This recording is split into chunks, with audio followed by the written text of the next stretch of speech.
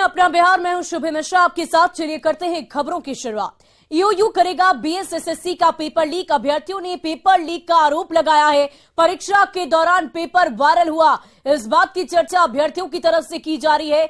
अभ्यर्थियों ने उच्च स्तरीय यानी कि सीबीआई जांच की मांग की है। बीएसएसएससी ने माना कि प्रश्न पत्र वायरल हुआ था। ईओयू ने पहली पाली का पेपर मिलान किया और जांच में ये बिल्कुल बात सही पाई गई है। वायरल पेपर सही पाए गए। जांच प्रक्रिया पूरी होने पर ये तमाम बातें स्पष्ट हो गई कि पेपर सही मायनों में लीक हुआ है।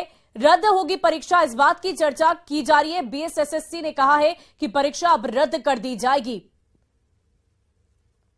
और बिहार में एक बार फिर एक और परीक्षा का प्रश्न पत्र लीक होने का आरोप लगा है। 8 साल बाद हुए बीएसएसएससी की परीक्षा का प्रश्न पत्र लीक होने के आरोपों के बाद अभ्यर्थी बेहद नाराज हैं। वे बिहार कर्मचारी चयन आयोग यानी कि बीएसएससी और सरकारी तंत्र से बेहद खफा हैं और जल्द से जल्द परीक्षा रद्द कर सीबीआई से जांच कराने और नए सिरे से परीक्षा आयोजित करने की मांग कर रहे हैं। इस बीच बीएसएससी ने भी माना है कि पहली पाली का प्रश्न पत्र वायरल हुआ था, जिसकी सूचना आर्थिक अपराध इकाई ने दी थी। बीएसएससी ने कहा है कि मिलान में सही पाए जाने पर प्रारंभिक परीक्षा को रद्द किए जाने से भी आयोग पीछे नहीं हटेगी। पेपर लीक कांड की जांच ईओयू करेगा। पहले प्रश्न पत्र को जमा किया जाना था, लेकिन जब प्रश्न पत्र जमा हम लोग का हो गया फिर प्रश्न बाहर आया कैसे? आयोग का जो चेयरमैन है रविंद्र कुमार 8 साल में पहले एक एग्जाम लेता है। एग्जाम लेने के बाद उसका रिजल्ट कब कोई उसका था पता नहीं है। सबसे पहले हम लोग का मांग है कि इस जांच सीबीआई को सौंप दिया जाए। एसआईटी से काम नहीं चलने वाला, बीपीएससी में एसआईटी बना, कितना लोग जेल गया, फिर से एग्जाम हुआ, कुछ नहीं हुआ। सबसे पहले मामला सीबीआई को सौंपा जाए और एग्जाम पहले कैंसिल किया जाए। क्वेश्चन बाहर आया कैसे? क्वेश्चन बाहर कैसे आया? दिलीप भैया को हम धन्यवाद देते हैं जो बिना डरे क्वेश्चन को फेसबुक पर डाले हैं। बिहार में लगभग सभी परीक्षाओं का क्वेश्चन आउट हो ही जाता है, बीपीएससी रहे या बिहार एसएससी रहे। आज के एग्जाम में हम लोग का जूता खुलवा दिया गया, लेकिन मोबाइल से क्वेश्चन आउट 8:30 में ही हो चुका है। उसका आंसर 9:30 में आ गया है। बहुत सारे लड़कों के पास उसका फोटोकॉपी भी है। बिल्कुल हर हूबहू डिट्टो क्वेश्चन है, हूबहू डिट्टो क्वेश्चन फ्लक्चुएट कर रहा है। बिल्कुल अब व्हाट्सएप पर कहीं भी देख लीजिए, पूरा हूबहू 10 बजे से स्टार्टिंग था। कि शिक्षा मंत्री हर बार ये बोलते हैं कि जांच होगा। जांच से क्या होगा? जांच करवा के आप दूसरा एग्जाम कब लीजिएगा ये बताइए ना। आप लीजिएगा 3 साल बाद, तो 3 साल तक बच्चा लोग सब तो पूरा हो जाएगा। ये 5 महीना पहले फॉर्म भराया था और पिछला बार का जो क्लियर हुआ था सीजीएल का वैकेंसी वो 7 साल में क्लियर हुआ था। तो आप हमें ये बता दीजिए 7 साल तक आप क्या कर रहे हैं? 7 साल एक वैकेंसी को क्लियर। यहाँ पे आप सेंट्रल का हम कंपेयर नहीं करेंगे सर। पर सेंट्रल सीजीएल का पेपर हुआ 13 तारीख को खत्म हुआ, 19 तारीख को पूरा आंसर की के साथ सब कुछ आ गया। अगला महीना रिजल्ट आएगा, जबकि 34 लाख अभ्यर्थी उसमें भरा था। इसमें 9 लाख आप नहीं संभाल पा रहे हैं, तो आप क्या कर रहे हैं? और इधर बीएसएसएससी का पेपर लीक होने के आरोपों पर शिक्षा मंत्री प्रोफेसर चंद्रशेखर ने कहा है कि पूरे मामले की जांच कराई जाएगी और जांच रिपोर्ट के आधार पर आगे की कार्रवाई होगी। पेपर लीक की बात सही पाए जाने पर परीक्षा रद्द भी की जाएगी। पेपर लीक का मामला सामने आया, क्या जांच होगी, कार्रवाई होगी, जांच होगी, कार्रवाई होगी। इसको लेकर विभाग की तरफ से सर क्या आई है जानकारी? सर अरे मैं कह रहा हूँ ना कि जांच होगी। पेपर लीक के मामले में जो भी लोग दोषी होंगे उन पर कार्रवाई होगी। हर स्तर से सरकार सतर्क है। और बीएसएससी परीक्षा के बाद आरा स्टेशन पर अभ्यर्थियों की भीड़ नजर आई। यहां समस्तीपुर, मुजफ्फरपुर, हाजीपुर के छात्र परीक्षा देने के लिए पहुंचे हुए थे और परीक्षा खत्म होने के बाद वे जल्द से जल्द घर लौटना चाहते थे। सबसे ज्यादा भीड़ पटना की तरफ जाने वाली ट्रेनों में नजर आई, लेकिन ट्रेन में जगह नहीं दिखने से अभ्यर्थी बेहद परेशान रहे।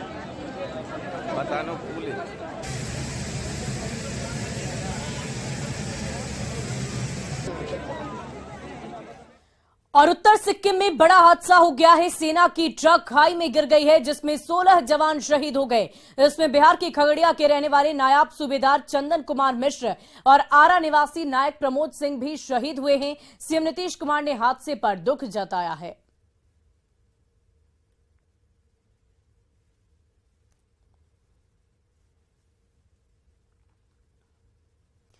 और सारण शराब कांड के बाद शराब के खिलाफ लगातार अभियान जारी है। वारिसनगर थाना क्षेत्र के सहनी टोला में कार्रवाई के दौरान शराब को नष्ट किया गया, साथ ही एक धंधेबाज को गिरफ्तार किया गया।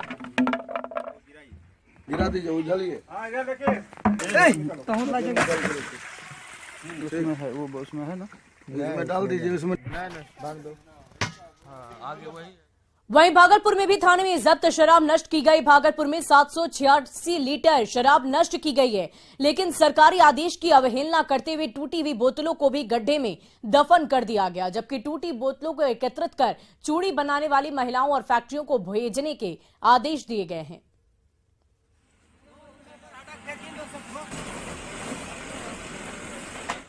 और इधर भागलपुर में जब्त शराब की बोतलों को नष्ट किया जा रहा है, लेकिन सरकार ने नष्ट बोतलों से चूड़ियां बनाने की सलाह दी थी, जिसका पालन नहीं किया जा रहा है। इस बारे में अधिकारियों का कहना है कि ज्यादा बोतलें होने पर उन्हें पटना भेजा जाता है, लेकिन कम बोतलों को जमीन के अंदर ही गाड़ दिया जाता है। देखिए संवाददाता आशीष रंजन की यह रिपोर्ट।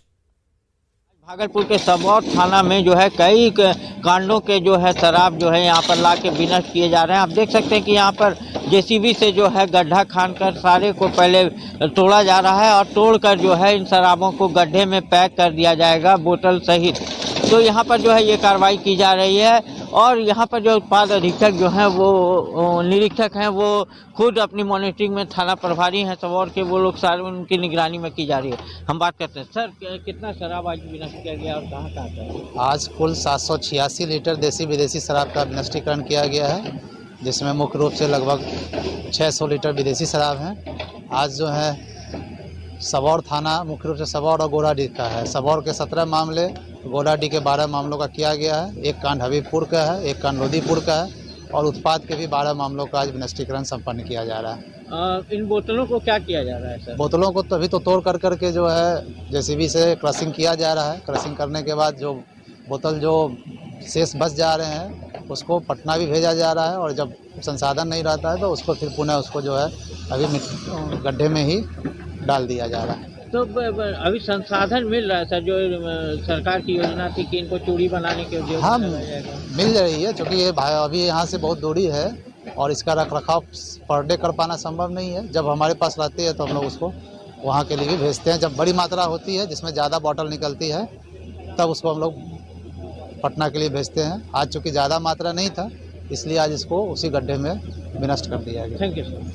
तो आप देख सकते हैं यहाँ पर विनष्टीकरण का कार्य जारी है और भारी मात्रा में जब शराब होती है उनके बोतलों को जो है यहाँ से पटना भेजा जाता है, क्योंकि मुख्यमंत्री का एक योजना था कि उस शराब की जो बोतल विनष्ट होगी उससे चूड़ी बनाए जाएंगे। आशीष रंजन, न्यूज 18 भागलपुर। और मुंगेर में डीएम के निर्देश पर जिला पुलिस, रेल पुलिस और उत्पाद विभाग की ओर से पिछले 20 दिनों में जब्त की गई देसी और विदेशी शराब को नष्ट किया गया। पुलिस लाइन में शराब को नष्ट किया गया। पुलिस ने यह बताया कि यह प्रक्रिया लगातार जारी है, जिससे शराब माफियाओं में हड़कंप मचा हुआ है।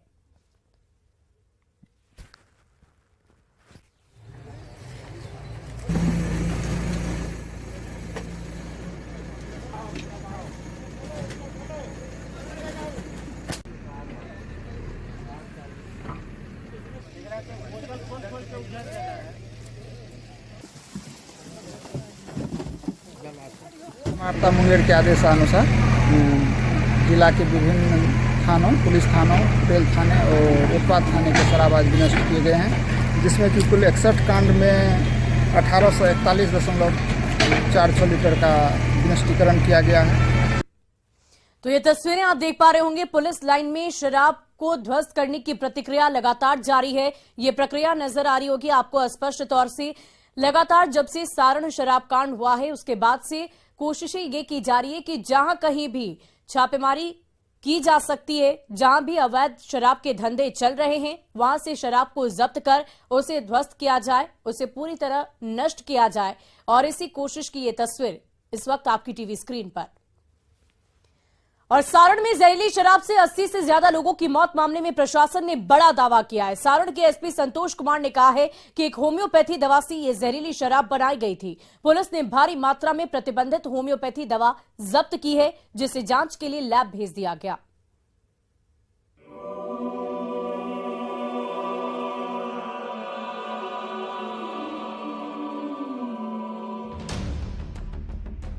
सारण शराब कांड में सबसे बड़ा खुलासा,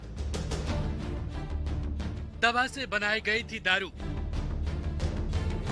होम्योपैथी दवा से बनी थी जहरीली शराब। खाली बोतलों के इस जखीरे को देखिए, ये वही दवा की बोतलें हैं जिसमें रखी दवा से दारू बनाई गई, जिसको पीने के बाद 80 से ज्यादा लोगों की जान चली गई।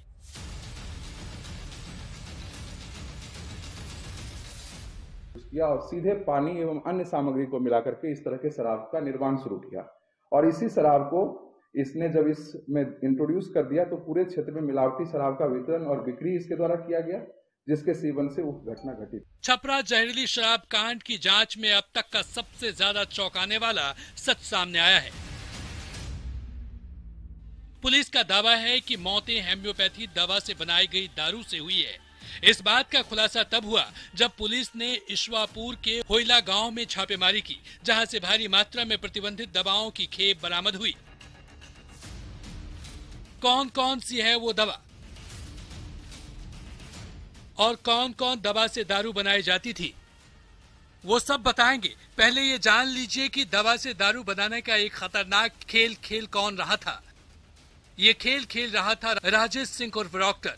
जलालपुर थाना क्षेत्र के नूर नगर गांव का रहने वाला राजेश हरियाणा में कंपाउंडर का काम करता था। वहीं उसने होम्योपैथी दवा में केमिकल मिलाकर दारू बनाने का फॉर्मूला सीखा और बिहार वापस आकर शराब का अवैध धंधा शुरू कर दिया।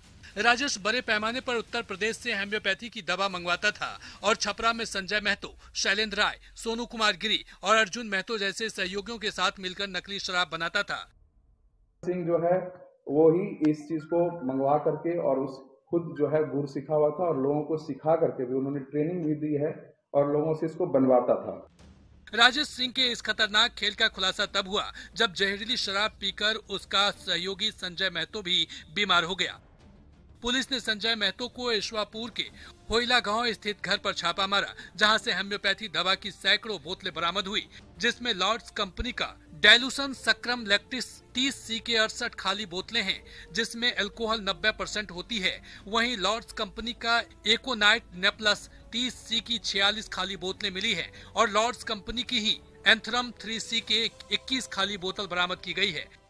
दवा से दारू बनाने के खेल का मास्टरमाइंड राजेश सिंह सहित 5 लोगों को पुलिस ने गिरफ्तार कर लिया है।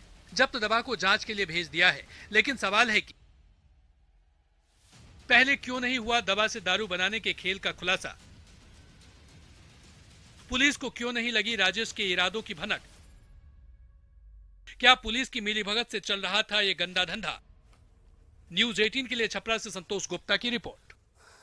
और अगली खबर मोतिहारी से आपको बता दें, जहां ईंट भट्टा की चिमनी में विस्फोट से हादसा हो गया है। मोतिहारी में ईंट के भट्टे में आग लगने के दौरान चिमनी में विस्फोट हो गया।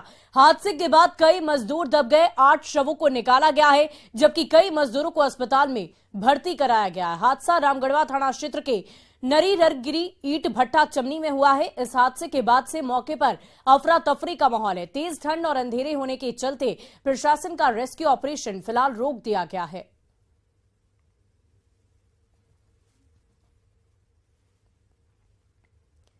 और पश्चिम बंगाल के सिल्लीगुड़ी से पूर्वी चंपारण के गुड्डू गिरी को पाकिस्तानी एजेंट होने के आरोप में गिरफ्तार किया गया। इस गिरफ्तारी के बाद से उसके गांव श्रीपुर कस्बा में हर कोई हैरान है। गांव के लोग और परिजनों के मुताबिक वो बेहद ही शांत और पढ़ा लिखा है। परिजनों ने गुड्डू को निर्दोष बताया।